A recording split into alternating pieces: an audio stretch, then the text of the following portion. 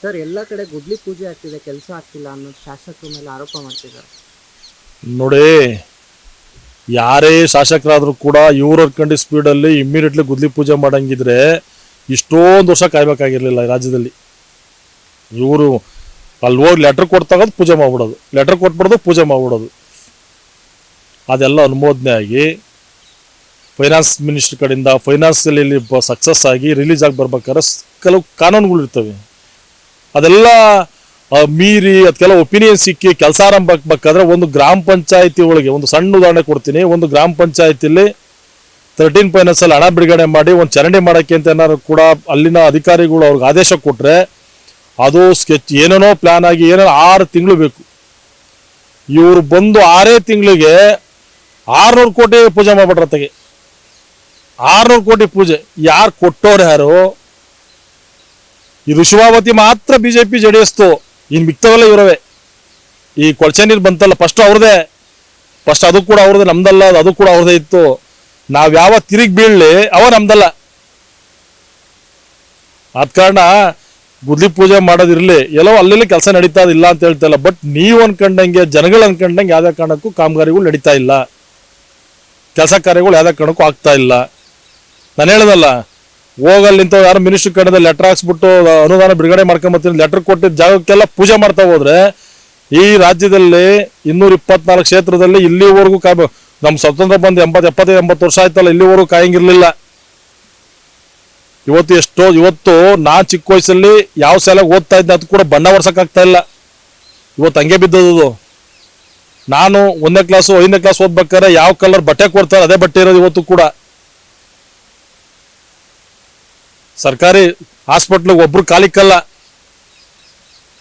ಸರ್ಕಾರಿ ಸ್ಕೂಲ್ ಅಂತಾನೆಲ್ಲ ಜನ ದಿಗ್ಲು ಬೀಳ್ತಾರೆ. ಅಂತ ಒಂದು ವ್ಯವಸ್ಥೆಲ್ಲ ಬದುಕ್ತಾ ಇದ್ದೀವಿ. ಆದ ಕಾರಣ ನೀವು ಪೂಜೆ ಮಾಡತ್ತೆ ಅದೇನು ಅಭ್ಯಂತರ ಇಲ್ಲ.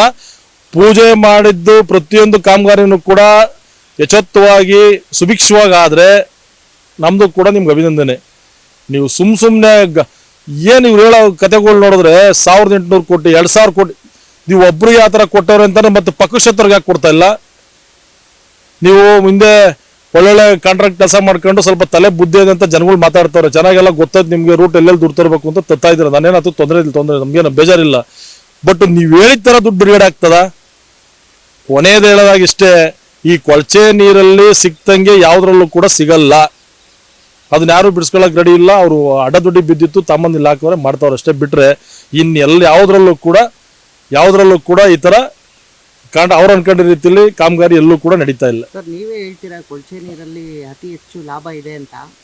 BJP JDS ನವ್ರು ಏನಾದ್ರು ಡೀಲ್ ಏನಾದ್ರು ಆಗಿದ್ದೀರಾ? ಅದ್ರ ಅವಶ್ಯಕತೆ ತಾನೇ ಏನೈತ್ರಿ? ಎಷ್ಟೇ ಸಾವಿರಾರು ಕೋಟಿ ದುಡ್ಡು ಕೊಟ್ಟರು ಕೂಡ ಅವ್ರು ಕೂಡ ಚೆಂಗ್ಲ ಕಾಸ್ಗೆ ಅವ್ರು ಕೂಡ ಆಶ್ವಾಸನೆಗಳಿಗೆ ನಾವು ಬಲಿಪಶುವಾಗಿ ನಾವೇನೋ ಸುಮ್ಮನೆ ಇದ್ದಿದ್ರೆ ಇಷ್ಟೊತ್ತು ಕಾಲ ದುಡ್ಡು ಬಿಡುಗಡೆ ಆಗೋದು, ನೀರು ಬಂದ್ಬಿಡೋದು. ಈ ತಾಲೂಕಿನ ಜನ ವಿಷ ಕೂಡ ಸ್ಟಾರ್ಟ್ ಮಾಡ್ಬೇಕಾಗಿತ್ತು. ಯಾವನ ಅಪ್ಪಂಗುಟ್ಟಿರೋ ಗಂಡು ಮಗ ಇದ್ರೆ ಅದು ಯಾವನೇ ಇರಲಿ, NDA ಕಾರ್ಯಕರ್ತರು ನಮಗೆ ಈ ಕಾಮಗಾರಿ ವಿರುದ್ಧವಾಗಿ ಪರವಾಗಿ ಬಂದು ನಮ್ಮ ಹತ್ರ ಏನೋ ಕಮ್ಯುನಿಷನ್ ಕೇಳಿದ್ರು, ಹೋರಾಟ ಮಾಡಿದ್ರು, ನಮಗೆ ದುಡ್ಡು ಗಿಡ್ಡು ಕೇಳಿದ್ರು ಅಂತ ಬೇಡಿಕೆ ಇಟ್ಟರೆ ಅವರು ನಾವೇನು ಅಂತಕ್ಕಂಥ ತೋರಿಸ್ತೀವಿ. ಅಂಥ ದುರ್ಗತಿ ಇನ್ನೂ ಬಂದಿಲ್ಲ, ಬರೋದು ಇಲ್ಲ. ನಾವು ಇಲ್ಲಿವರೆಗೂ ಕೂಡ ಒಂದಿನೂ ಏನವರು ಕಾಂಗ್ರೆಸ್ ಶಾಸಕರು ಮನೆಗೆ ಹೋದಾಗಲೂ ಕೂಡ ಯಾವುದೋ ಒಂದೇ ಒಂದು ಹೋರಾಟಕ್ಕೆ ಅಂತ ಅವತ್ತು ನನಗೆ ಕಾಪಿ ಕೊಡೋದಿಲ್ಲ. ಅಂಥ ಸ್ಥಿತಿ ಬಂದೂ ಇಲ್ಲ, ಬರೋದೂ ಇಲ್ಲ. ಆದ ಕಾರಣ ನೋಡಿದೆ ನಾನೆಲ್ಲ ಚಾನಲ್ ಫಸ್ಟು ಡೀಲು ಅದು ಇದು ಅಂಥ ದುರ್ಗತಿ ಏನು ಬಂದೈತೆ. ನಮ್ಮ ತಾಲೂಕನ್ನ ಇನ್ನೊಬ್ಬರಿಗೆ ಅಡಬಿಟ್ಟು ಬದುಕೋನ್ಗಾದ್ರೆ ಅದೆಲ್ಲ ಬೇಕು. ನಾವು ಈ ತಾಲೂಕನ್ನ ಉಳಿಸ್ಲಿಕ್ಕೋಸ್ಕರ, ಈ ತಾಲೂಕಿನ ಪ್ರಜೆಗಳನ್ನ ಉಳಿಸ್ಲಿಕ್ಕೋಸ್ಕರ ಒದ್ದಾಡ್ತಾ ಇದ್ದೀನಿ ನಾನು. ಆದ ಕಾರಣ ನಮಗೆ ಮಿಕ್ಕಿದ್ದೆಲ್ಲ ಯಾವುದೂ ಬೇಡ, ನಮ್ಮ ತಾಲೂಕಿನ ಜನ ಸುಭಿಕ್ಷವಾಗಿರ್ಬೇಕು ಅನ್ನೋ ಉದ್ದೇಶದಿಂದ ನಾನು ಇಷ್ಟೆಲ್ಲ ಮಾಡೋಂಥ ಪ್ರಯತ್ನಕ್ಕೆ ಬಂದಿದ್ದೀವಿ. ನಮ್ಗೆ ಅದೇ ಭಾಳ ಇಂಪಾರ್ಟೆಂಟ್. ಒಳ್ಳೆಯದು.